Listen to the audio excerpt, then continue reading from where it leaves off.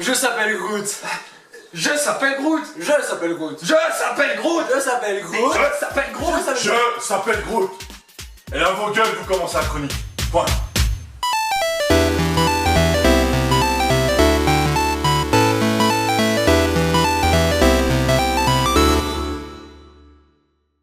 Bonjour à tous. Cette semaine est sorti Avengers Endgame et nous allons vous faire une petite critique avec Quentin. Hello tout le monde. Quentin, t'es un énorme fan de Marvel, t'as lu les comics?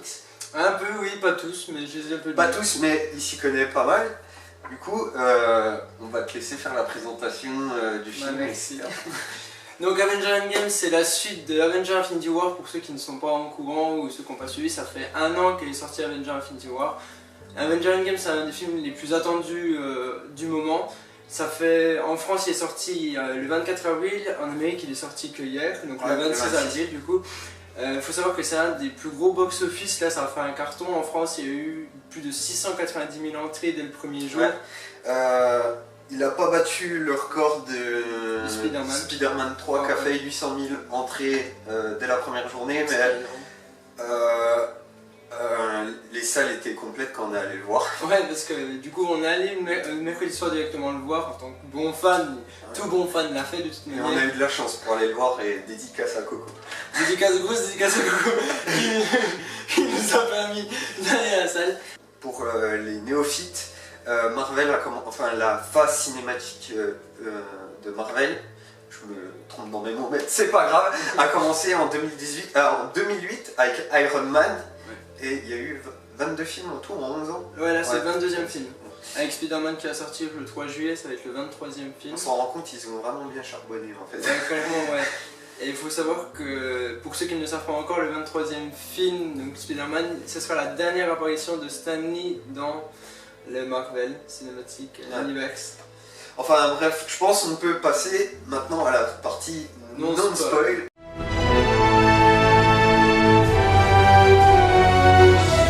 Alors pour la partie non-spoil, je pense le meilleur moyen c'est de parler de la globalité du film.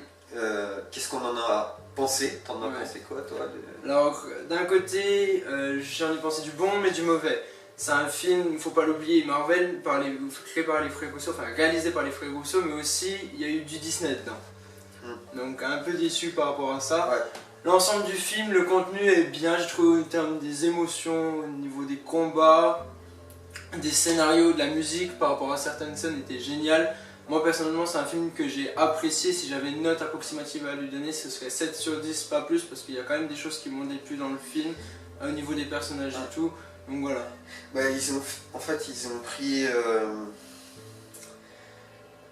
pris quelque chose de difficile pour conclure la saga. La saga on va dire.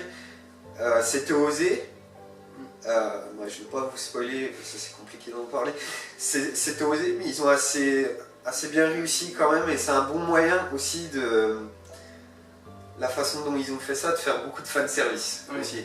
C'est du fanservice, mais à la fois c'est pas trop, ça passe, c'est convenable. C'est vrai. Oui, non, t'as raison. Petite parenthèse pour ceux qui voudront voir Avengers Endgame, si vous n'êtes pas trop fan de Marvel, etc. Si j'ai un conseil à vous donner, c'est rematez-vous les autres Marvel en fait. Pas depuis 2008 non plus, mais il faut avoir des bonnes bases en fait. Parce que même si les frères Russo avaient dit qu'il fallait que voir Captain America Civil War et Avengers Infinity War, pour moi personnellement, si j'avais vu que ces deux films-là, j'aurais rien compris au film, quoi. Moi en tout cas, sur la globalité du film, je pense à peu près la même chose que toi en fait.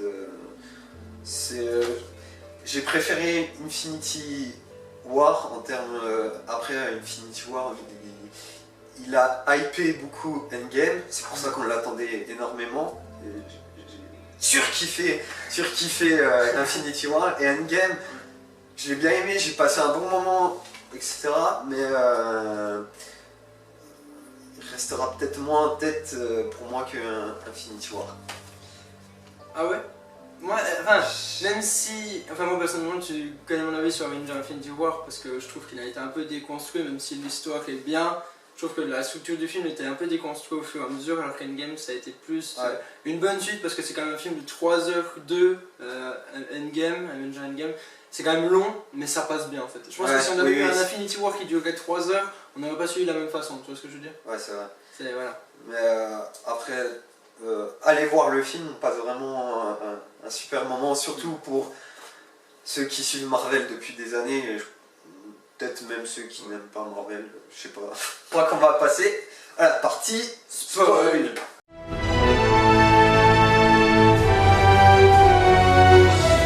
Bon, on passe à la partie spoil, où cette fois on va s'éclater.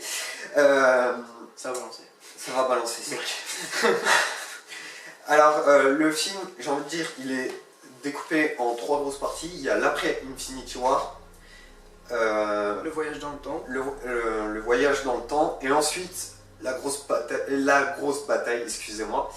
Et on va commencer par la première partie. Ouais, la plus importante. Moi, j'ai assez bien aimé la première partie de l'après Infinity War. On est pas mal... dans la psychologie des personnages, etc. Il y a pas mal de moments touchants. J'ai plutôt bien aimé. Il n'y a pas trop d'humour dans cette partie. Non, il n'y a pas d'humour parce que je trouve que ça reprend bien la fin d'Infinity War. En fait, ça suit bien le mouvement. Même avec l'événement de Thanos, en fait, où il y a eu la bataille. Quand il le retrouve, Thanos, quand il le retrouve, il le tue, etc. Je trouve que même là, ça donne un bon avant-goût d'Avengers Endgame, en fait, par rapport à ce qu'ils vont faire ensuite. Et toute la partie émotion au début, ça nous permet un peu de nous familiariser, j'ai l'impression, un peu plus avec tous les personnages, d'être un peu plus proche d'eux durant le film. Et je trouve que cette partie, même si je la trouvais longue, au bout d'un certain moment donné, je trouvais bien présente et efficace, quoi. Et on voit aussi un peu les nouvelles vies des personnages comme Tony Stark qui a une fille. Il y a Hulk désormais qui est professeur Hulk, c'est ça? Ouais, qui est professeur Hulk. Hulk, je l'ai pas trouvé si ouf dans le film. Non, il a pas une présence, en fait, que ce soit dans Avengers Infinity War ou enfin même juste dans Infinity War avec son combat avec Thanos, après on le voit quasi plus, et dans Endgame on le voit, c'est quand même un mec présent qui aide à faire le voyage dans le temps et tout, mais il est pas, même s'il est important pour la gemme du temps, mais il est pas décisif en fait de ouf, en fait, même pendant les combats, et même s'il est un peu plus présent, je l'ai trouvé un peu manquant au film. Ouais, et en fait il fait plus élément comique qu'autre chose. Enfin il va snapper, il va aider à faire le snap là pour ramener la moitié de la population. Mais il aide quand même, tu vois, on le voit plus. Il aide un petit peu, il est présent, mais je le trouve... encore manquant.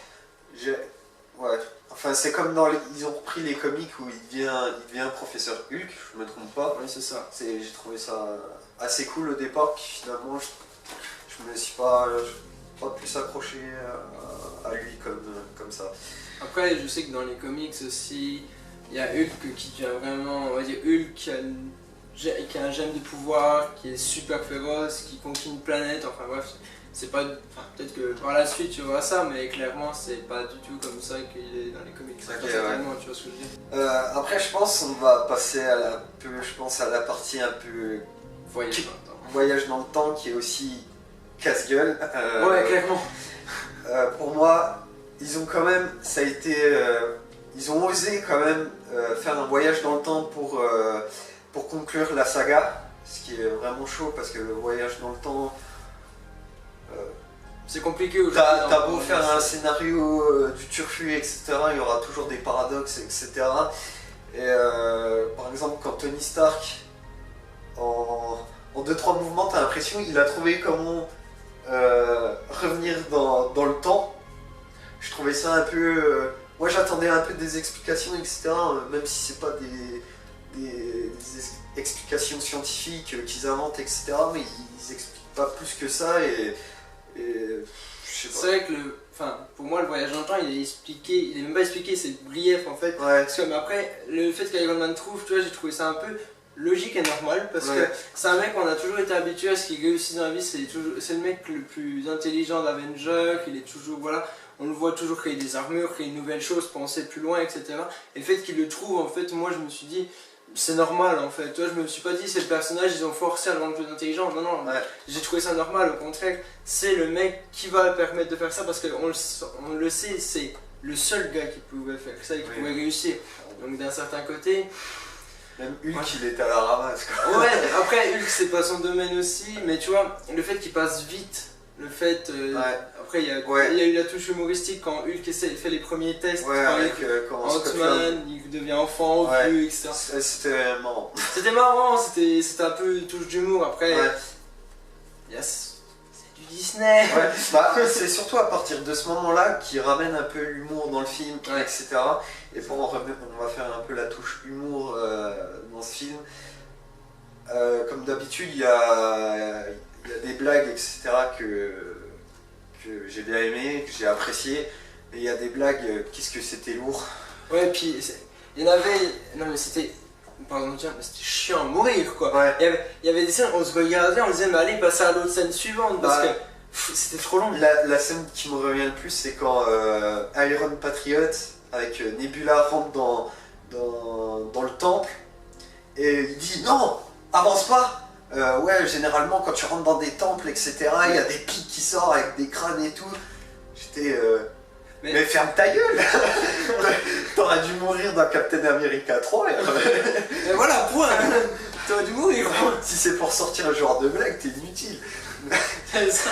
Mais après, je me demandais si c'était quelle référence à quel film. Genre, c'était Indiana Jones. Indiana Jones, je pense. Ouais. Enfin, tous les films d'aventure un peu comme ça, je pense surtout. Mais il y a beaucoup.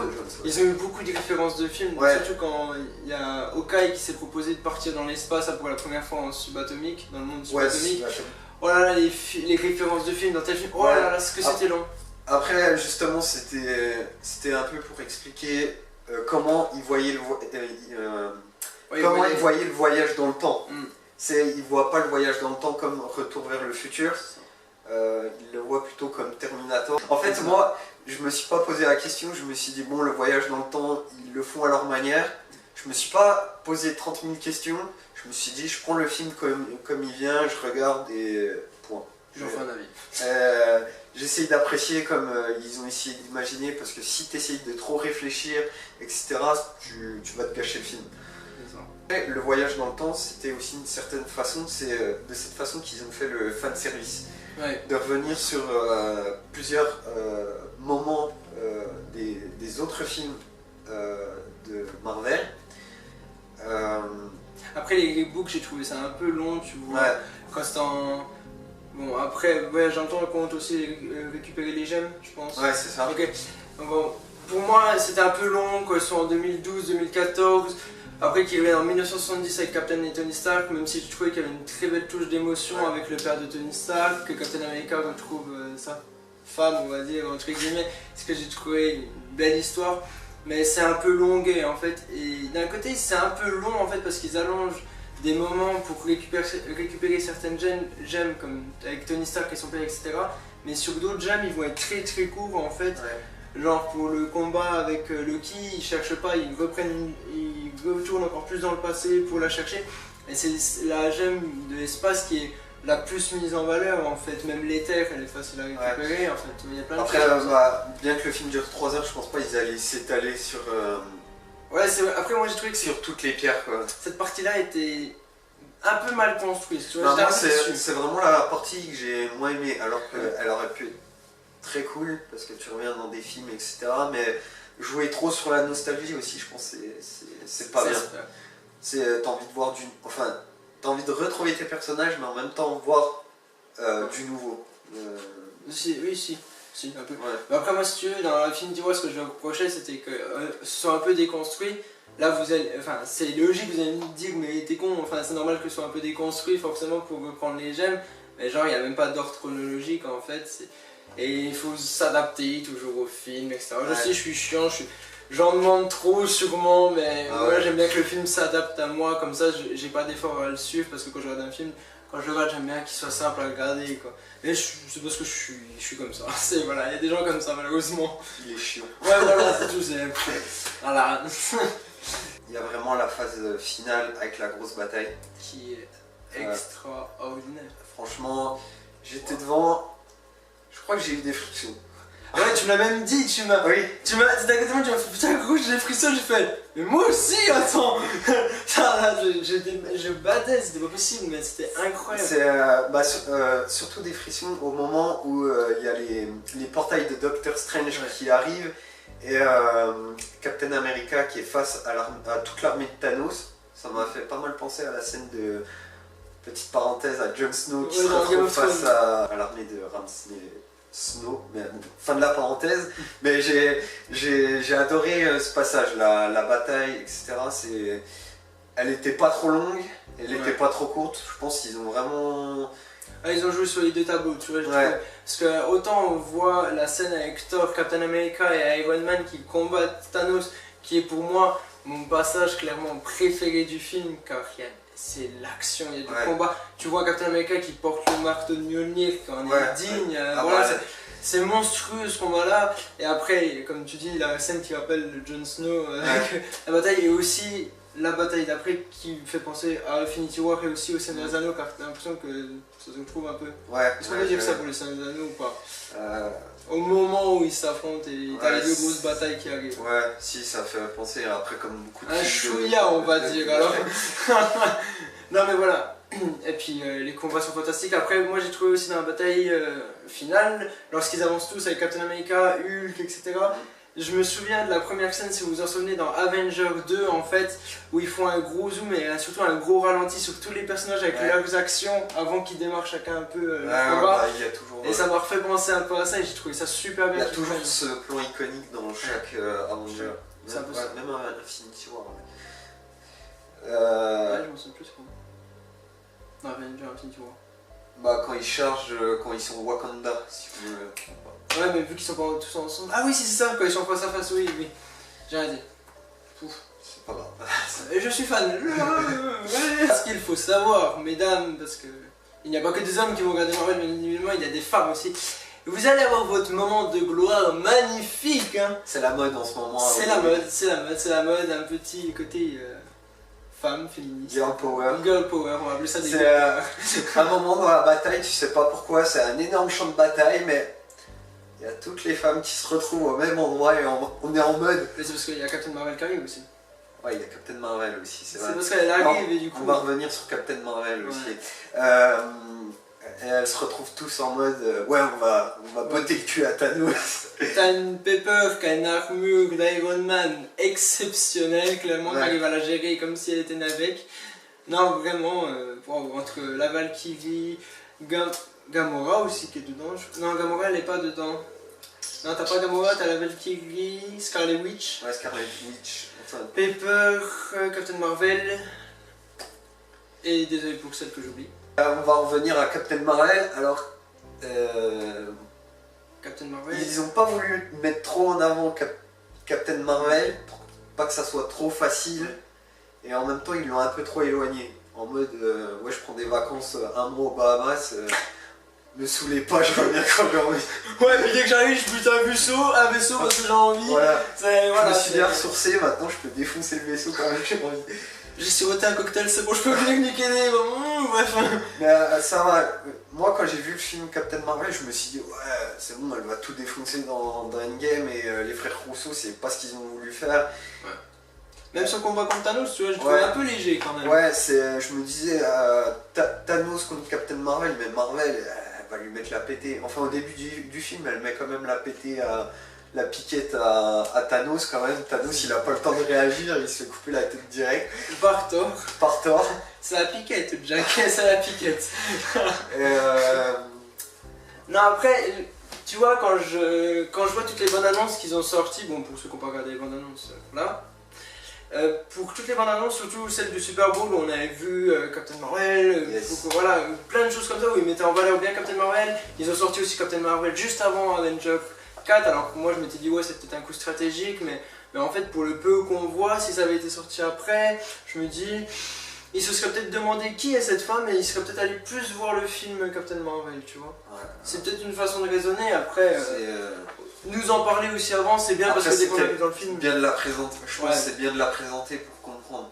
Enfin, après tu vas me dire, ils ont mis Black Panther dans Captain America 3 Ouais, et puis ils l'ont mis après. Et ça fait un tabac. Et Black Panther a fait un tabac, clairement. Il a fait des entrées de ouf. Ça a été l'un des films qui a rapporté le plus au MCU, clairement. Donc, Après, bon, de toute façon, c'est fait. On va rien changer, on va pas revenir dans le passé. on n'y peut rien. Nous, on est juste là pour critiquer. J'ai envie de revenir sur Thor. Ouais, Thor, un personnage épique, mon dieu. Mon Et dieu. là, il est complètement. Transformé. Il est complètement décribilisé. Ouais, je parle bien. Ouais. Non, après, ça, moi j'ai trouvé décrédibilisé un peu parce que je me dis, punaise, jusqu'au bout du film, il va être comme ça. Mais d'un autre côté, je me dis, c'est bien parce que c'est quand même un demi-dieu. Ouais, C'est un humain avant tout, et un humain qui se laisse lâcher, voilà, comme ça, etc. On peut se retrouver dans Thor en fait. Ça prouve que Thor, c'est quand même un humain, on peut se retrouver dans lui malgré tout. Bah justement, on voit plus son côté humain parce que Thor, à chaque fois, tu le vois, il est super badass, etc. Et là, il a une faiblesse. Et bon, sa petite faiblesse, c'est l'alcool. C'est même vraiment amusé. Ah ouais, ça. Enfin, moi j'ai bien aimé le voir comme ça, c'était assez drôle. Parfois ça devenait... Ils étaient presque... ils ont failli le rendre un peu trop lourd, je trouve. Ouais, sur certains points, ouais. C'était limite, par exemple, quand il explique son plan là à tout le monde, il est presque en train de pleurer, etc. T'es bon... Ouais, un Thor comme ça, on n'a pas l'habitude de le voir, sachant que dans la bande... Enfin, moi j'attends beaucoup par rapport à la bande-annonce et je devrais pas, mais la bande-annonce, c'est vraiment... On a l'impression que le mec, il est juste là pour tout défoncer, etc., qu'il va rester droit dans ses bottes, etc. Là, on voit un Thor un peu drôle, entre guillemets, même quand il est avec sa mère, en fait, quand ils viennent dans le passé, tu sais... C'est un peu tristounet, enfin c'est triste tout court, tristounet, pourquoi je dis ça moi, voilà. C'est triste tout court, c'est bizarre je trouve cette scène, à chaque fois il a des moments où il picole, ou voilà. C'est vraiment un peu un style old school un peu j'ai envie de dire, entre guillemets, d'un mec à de la beubare et tout clairement, qui a envie de profiter de la vie, mais c'est dommage quoi. Parce que même à Iron Man, ils auraient pu faire la même chose, tu vois, mais non, ils ont suivi un peu le cursus des comics et tout. Ouais, en fait, ils ont vraiment changé pas mal de choses pour la dernière phase des personnages, etc. Ouais, clairement, ouais. Même Captain America, enfin, je pense qu'on va peut-être en parler un peu de Captain America à la fin, parce que Captain America, pour finir, Captain America, qui est l'un des personnages les plus mis en valeur, comme je te disais la dernière fois, je sais pas si je l'ai dit, mais dans Avengers Infinity War, on a vu Doctor Strange, Scarlet Witch, en plein de leurs pouvoirs, qui ont eu leur temps de film, et dans Endgame... mis en avant vraiment, puis Captain America a à peine moins mis en avant, présent mais moins en avant, et là, c'est vraiment son heure de gloire dans Endgame. Clairement, ouais. Et pour moi, je trouve que, étant donné que c'est mon personnage préféré, ils le mettent tellement en valeur, et là ça se voit que c'est un vrai Captain America qui doit être là, quoi, qui doit être présent, qui mène la bataille. Et c'est lui qui dit Avenger Rassemblement, ce moment, mais pour moi ça a été autant d'émotions que le clap de Thanos dans l'Avengers 3, tu vois. Ouais, je pense, Ça a été génial. Enfin bref, Captain Marvel, jusqu'à la fin, qui nous montre son histoire, comment il se dévoue pour l'équipe, jusqu'au bout du bout d'ailleurs, quand on revenant dans le passé. Pour en revenir à Captain America et Iron Man, je trouve, bon, Iron Man meurt. Désolé si je viens de vous spoiler, mais je vous ai dit c'était la partie spoil, alors ne cassez pas les burnes. Scarlett Johansson aussi meurt. Allez boum, Black Widow, deux tant qu'on y est, voilà. Les deux personnages qui meurent, voilà. Mais je pense ils ont fait une belle fin pour Tony Stark. Ouais, qui sauve la planète. Il montre, au départ tu vois Tony Stark dès Iron Man 1 comme un personnage égoïste, qui n'a aucun altruisme, et finalement c'est tout le contraire à la fin, tu vois l'évolution du personnage. J'ai trouvé vraiment ça cool que ça soit lui qui se dévoue à claquer des doigts en gros. Et la fin de Captain America c'est un peu plus heureux, on va dire, mais triste aussi, parce qu'il lègue son bouclier à Faucon d'ailleurs, même si dans les comics c'est Bucky qui le récupère pour devenir... Ce que je trouvais plus normal. Bah moi aussi je trouvais ça plus normal, mais bon après c'est un choix des frères Rousseau, on va pas revenir là-dessus, même si pour finaliser le tout, Tony Stark a une belle mort, tout. Black Widow qui a une belle mort aussi, qui s'est combattue parce que voilà, même si elle a trouvé sa famille, son bonheur entre guillemets, elle veut se suicider pour la planète, pour aider avec la pierre de l'âme. Captain America qui, on ne le verra plus car il avait annoncé de toute manière, Robert Downey Jr. et Chris Evans avaient annoncé que c'était leur dernier Marvel, donc un peu... Fallait s'y attendre. C'est ça. Et avec Captain Marvel Captain America un peu vieux, parce que j'ai un peu trouvé une touche assez drôle, on va dire, ouais, bien dans le passé. mode, Après, la dernière scène qu'on a vue avec le baiser, bon, c'est bien, c'est beau, mais je suis venu voir Marvel, pas un film romantique, c'était un peu dommage à la fin qu'il y ait ça. C'était vraiment pour conclure une belle fin, c'est ça. Captain America. Voilà. Ouais, je sais pas comment ils auraient pu le terminer autrement en fait. Ouais. Donc, voilà. Bon, après, je vais pas revenir sur les paradoxes temporels, etc. Le fait qu'ils reviennent et qu'ils restent dans le passé. Enfin, ouais. C'est. On va pas s'étaler. On rentre pas dans les détails, sinon je pense qu'on en a encore pour. Je m'embrouille déjà tout seul dans ma tête. C'est un bon film qui se regarde bien pendant 3 heures, que clairement je vous le conseille quand même. Bon, je pense qu'on va en finir là. Moi, si je donnerais pas de notes, j'aime pas donner des notes à des films, mais les frères Rousseau ont quand même fait un boulot de dingue. Ils l'ont bien réussi quand même. On peut rien dire là-dessus. Même s'ils ont pris des risques, c'est quand même un bon film. Ils ont osé prendre des risques. Et... Même si je suis déçu sur pas mal de points, c'est du 50-50 et ils ont joué comme un film tour. Finalement, il y a beaucoup de gros points positifs et de gros points négatifs, mais si t'es fan de Marvel, tu l'apprécies quoi. Rien n'est parfait comme on dit. Ouais, faut bien. Rien ne peut être parfait. Et sur ce, critique de film terminée. Coupé. Je s'appelle Groot.